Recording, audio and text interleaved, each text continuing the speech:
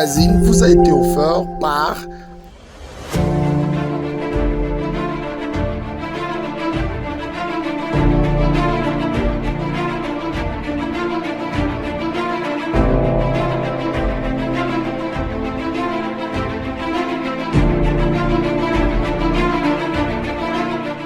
Am Design et Construction. Il est donc difficile d'apprendre dans un environnement poussiéreux causé par la plupart des marques de craie. C'est pourquoi nous avons créé pour vous Adecholk, la marque de craie qui vous aide à passer au niveau supérieur. Adecholk est le choix ultime des éducateurs et des élèves qui n'exigent rien d'autre que le meilleur. Grâce à la formule de haute qualité d'Adecholk, vous pouvez faire l'expérience d'une écriture très douce qui glisse sans effort sur le tableau. Fini les bavures et les morceaux qui s'effritent. Adecholk est conçu pour vous offrir des couleurs vives et audacieuses qui captent l'attention et rendent chaque leçon plus vivante. Elle est parfaite pour la salle de classe, laissant un impact durable sur chaque mot et chaque illustration. Adecholk, la qualité, c'est nous.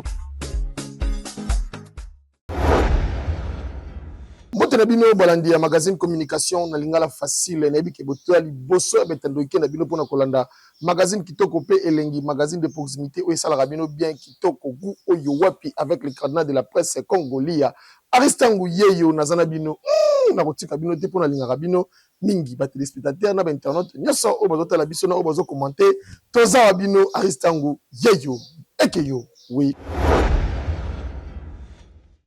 Madame la Première ministre Judith Suminwa, Excellence, qui a déposé budget Yamboka pour l'Assemblée nationale. Ezalaki ndenge tolanda reportage oyo.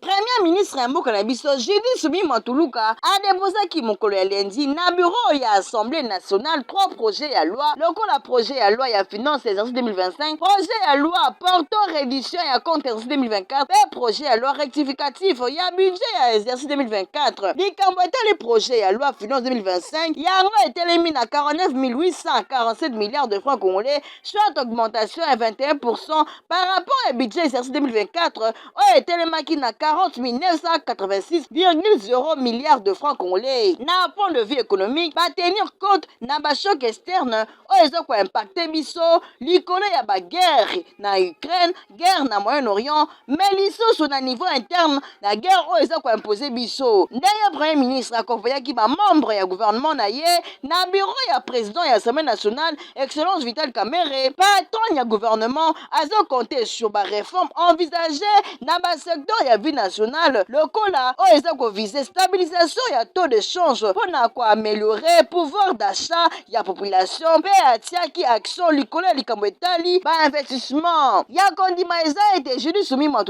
na gouvernement na ye bazo poursuivre ba effort pona diversification ya économie nationale pe amélioration ya climat ya ba affaires pona ko attirer plus d'investisseurs privés na RDC bazo mettre action na meilleure gestion na niveau ya chaîne ya dépenses pe ko lutter contre corruption abakisaki pe que ba kotia ba réforme nécessaire na niveau ya justice pona ko obtenir justice moko véritablement équitable oyo elongo bani abosalaki te secteur ya défense pe sécurité ba ko poursuivre ba effort pona ko assurer retour ya kimia pe sécurité na étendue ya territoire national surtout na partie est oyo eza victime ya agression rwandaise affaire oyo eza à suivre tozotala bino tozojimeli eke yo oui. Vice-premier ministre Jean-Pierre Bemba Gombo a présidé qui négociation ya signature ya pacte d'actionnariat na MSC et le Kanaki ndenge nini dada kadima azala kiwana tolandelema oyo. Date le 19 septembre 2024, vice-premier ministre, ministre des Transports, Voies et Communications, pe désenclavement, Mboka Jean-Pierre Bemba Gombo, a président qui réunion pe Arikupaki, délégation au comité directeur, ya Onatra, ya Copirep, pe ya MSC na Kinshasa. Na échange ba négociaki pour na komimisa signature ya pacte d'actionnariat na futur partenaire ya Onatra, na cadre ya réalisation ya projet construction ya port en eau profonde seconde. Yemoko directeur général ya Onatra, mwana mboka Martin Lukusa, alobelaki tina ya pacte ya actionnaire na futur partenaire na bango. MSC na bango baza na mwa kokoso boyoka Yemoko ndenge alobaki. C'est ici pour parler du pacte d'actionnariat avec notre futur partenaire MSC. Mais nous sommes butés à une difficulté, parce que jusqu'à présent, apparemment, ils ne sont pas encore prêts pour qu'on parle de cette question, alors que c'est une question principale qui nous pose aussi des problèmes sur le terrain. Parce que dans un mariage, il faut qu'on sache dans quel régime on va évoluer.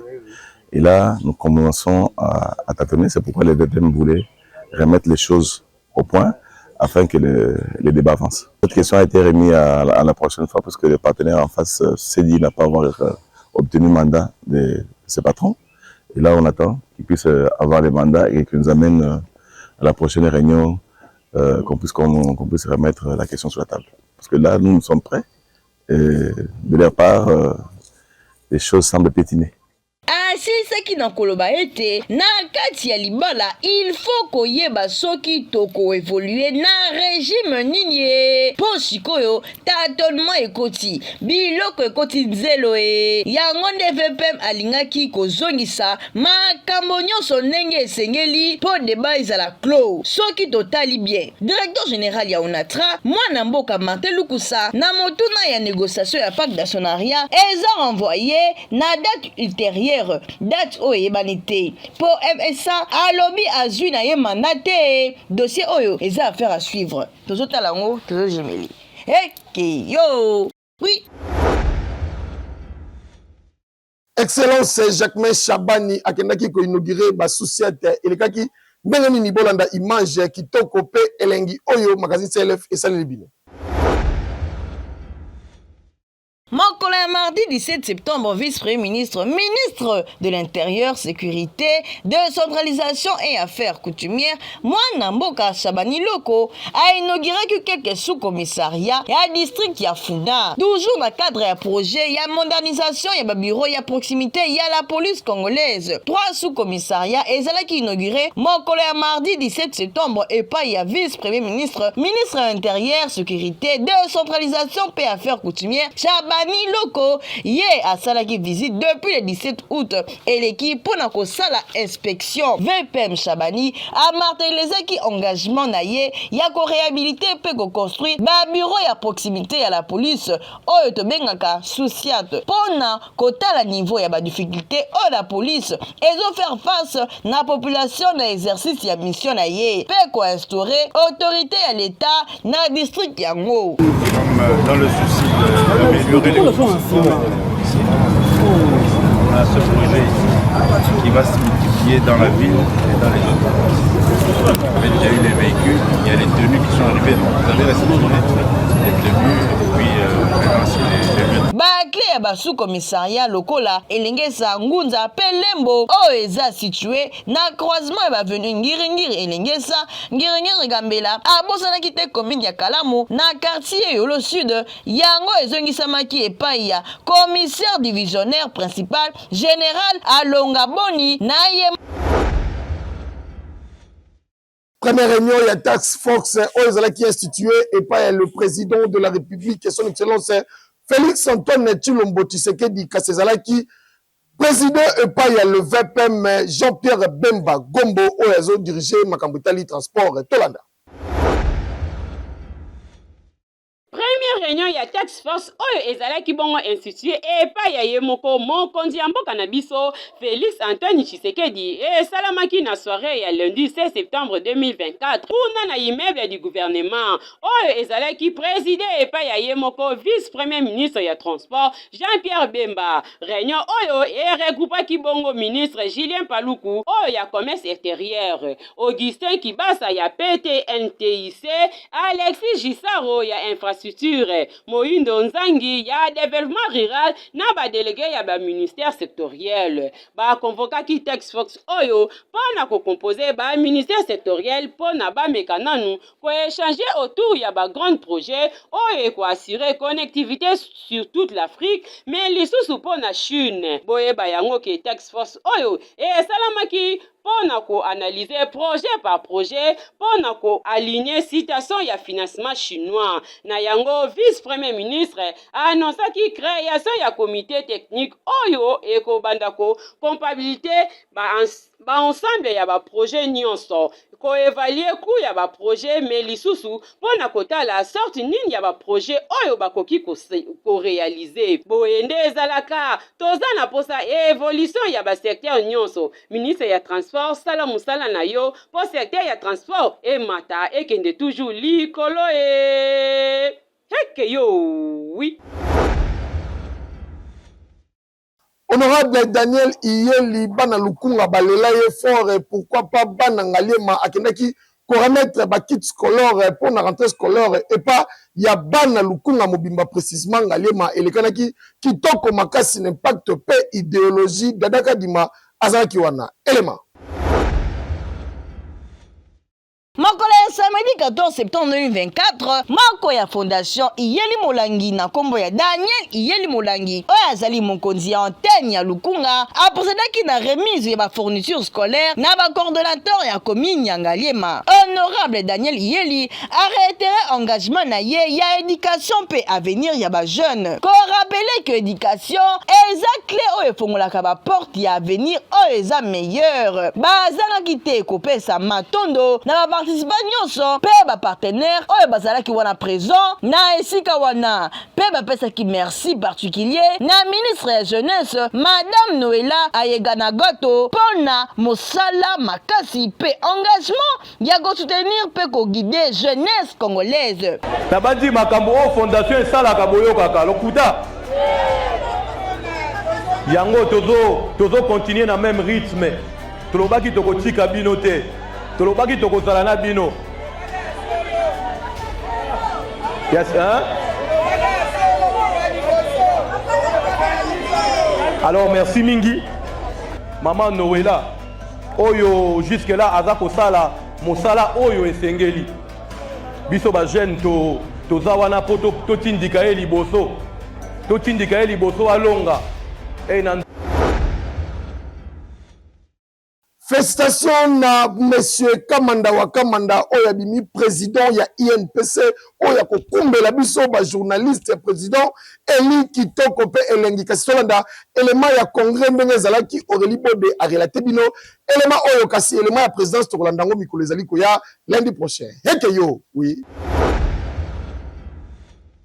Coup d'envoi ya 10e congrès ya Union nationale ya presse du Congo INPC na Mukuse et salami mukolo ya mardi 17 septembre 2024 na Kinshasa kuna na centre Nganda. Ba journaliste, ba éditeur na ba nyonso oyo azali professionnel ya média nde bazwi par na congrès oyo. Ça c'est ainsi congressiste ba sangani pour na durée ya 3 jours. 10e congrès oyo ezali statué sur ba test oyo eko réagir profession pe pour na ba participants bayeba na ko voter ba nouveau dirigeant ya INPC pour na ko apporter une nouvelle dynamique na organisation professionnelle. Congrès oyo ezali lisusu pour na ko bongisa avenir ya INPC. Ye moko Modeste Chabani président AI ya INPC azangaki malobate. C'est un jour mémorable pour l'histoire de la presse congolaise. En général, pour toutes les personnes impliquées, de près ou de loin, dans la valorisation de l'exercice de la liberté de la presse dans ce pays qui fait grande figure d'une locomotive de démocratie en Afrique. Un grand jour qui doit absolument réjouir tous les journalistes congolais et du monde entier, parce que consacré à la renaissance de notre profession et de notre corporation. Ministre ya communication et médias Patrick Mouyaya yepe azangaki malobate. Ces congrès que vous avez bien voulu baptiser congrès de la Renaissance, nous devons faire renaître la profession dans son âme. Vous devez, à travers ces organes, notamment la commission de la carte, redonner le poids qu'il faut à cette carte professionnelle. Et à travers la commission des disciplines, être vous-même les juges de vos dérapages. En le faisant, nous pouvons dès lors faire un front commun contre des menaces qui nous guettent comme pays, notamment la désinformation, le Congo bashing et un front contre les antivaleurs. À travers vos médias, nous nous serons réappropriés notre histoire et vous reprendrez de ces faits votre rôle d'historien du présent. Il est donc temps pour vous de jouer votre rôle des lumières et des claireurs de notre société. Journaliste et la province de Sakuru, Placide Tamboué, Boyo Kandenge a Peselaki. Au niveau de la province, nous sommes bités à des difficultés multiples. Si au niveau de la capitale, il y en a, mais à fortiori au niveau de la province, vous savez vraiment, il arrive des fois où nous sommes en train de fonctionner difficilement. Les médias ne sont pas, certaines chaînes vraiment, que ce soit les chaînes ne sont pas motivées. Les journalistes travaillent avec beaucoup de difficultés. Des fois, vous pouvez travailler 3, 4 ans et des fois, vous ne faites que les bénévolats. Et ce que nous demandons est que, comme il y a des partenaires, que ce ne soit pas tout simplement qu'on vise les structures organisées au niveau de Kinshasa non plus, mais que cette fois-ci aussi on puisse.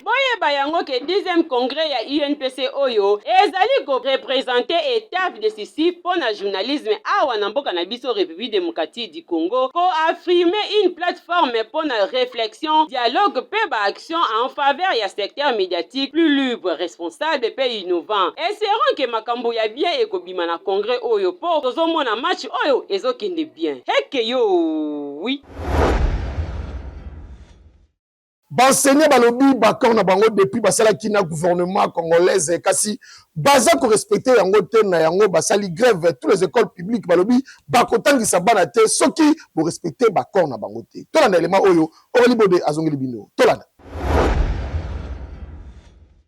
Rentrée scolaire 2024-2025 et Salama depuis le 2 septembre 2024 n'a étendu nyonso ya République démocratique du Congo. Kasi ya pas ces anini na ville ya Butembo kuna na Nord Kivu ba école primaire publique ya sous-division nanu bazongi classité depuis syndicat ya ba enseignant ba décida ki lors ya assemblée générale ya comme tenir mouvement ya grève depuis fin ya mois d'août dernier. Par lobby jusqu'à ce que gouvernement ait réalisé ba promesse oyo nyonso bayokanaki na bango na accord ya bibwa na Kinshasa. Parmi ba promesse oyo balakaki bango bayebisaki bango bako réviser likambo etali barème salarial na bango. Ba enseignant baza na posa kopesa cours mais baza na choix te po bazomona ata réalisation moko ya ba accord nyonso oyo basinyaki eza te. Na yango wana sous-directeur ya province éducationnelle James Kachuva azoko espérer reprise progressive ya baku po na semaine oyo ezali koya. Yango wana ye moko chef division provinciale ya EPST Nord Kivu D azoko organiser ba multiples rencontres na ba syndicat ya ba enseignants ya Butembo po na ameka ko convaincre bango na reprise ya baku. Première rencontre esalamaki bongo lundi dernier na présence ya ba autorité urbaine ya ville ya Butembo. Papa ministre ya EPST mais kana nukobwaka misu kuna na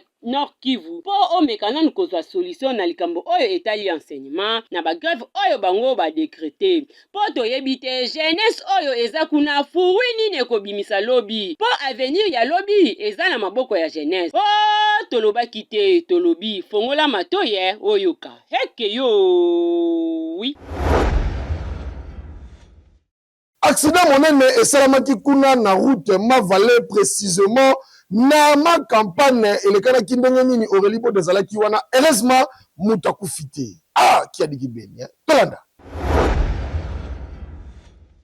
Tango ministre ya transport abelelaka air nyonso likambo etali contrôle technique ya mituka tomonaka yango lokola maseki bachauffeur pe bakolo mituka botika kosala maseki na oyo etali vie humaine. Botalaka mituka na bino avant ya kobima, botala bino moko camion oyo marque Ben eye kosilisa course na yango na ndako ya batu tangu batu esi balali na katikati ya butu na bangonga ya minuit. Accident oyo esalami na avenue Alleux Verte na mbinza ma campagne na commune ya Ngalema. Accident oyo ezali provoqué na panne ya frein oyo mutuka ezalaki nango. Toyebi te chauffeur eske atalaki mutuka na ye avant ya kobima to ndenge nini. Yango ba chauffeur il faut bozalaka pe na notion ya mécanique na mutu pona ko éviter ba accident mususu. Chance ata mutu akufi te. Bongo soki mutu akufaka elingaki kozala ndenge nini po ya boye mutu akende kokufa kaka pona manque ya entretien to likambo soki nini. Boyokaka pe soki babeleli contrôle technique bomemaka mutuka na bino.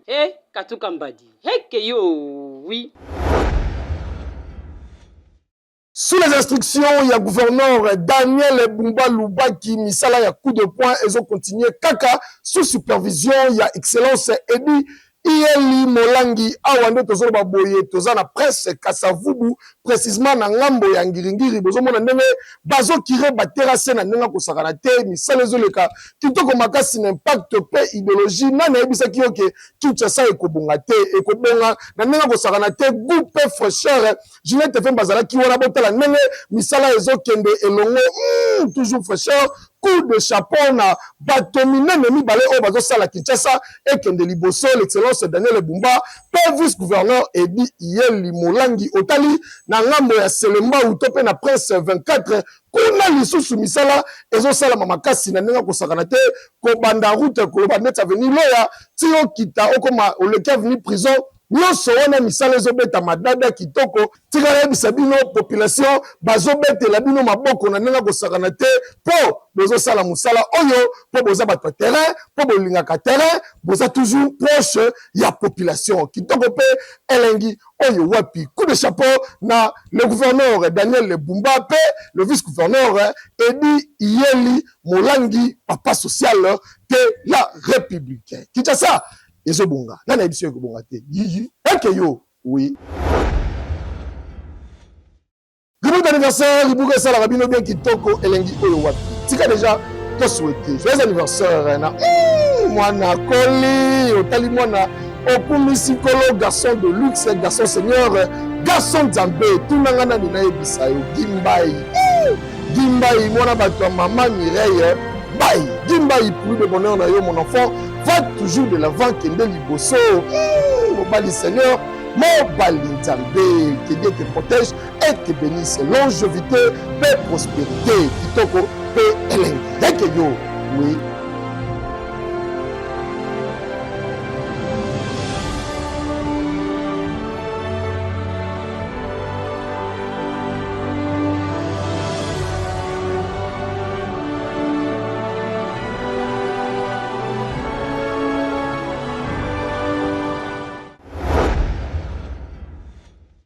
Tomina suka ya magazine communication na lingala facile ni nesilaka te musala lelo esili ngala bino tokutani miko ezali koya kimia omabota mabino eke yo oui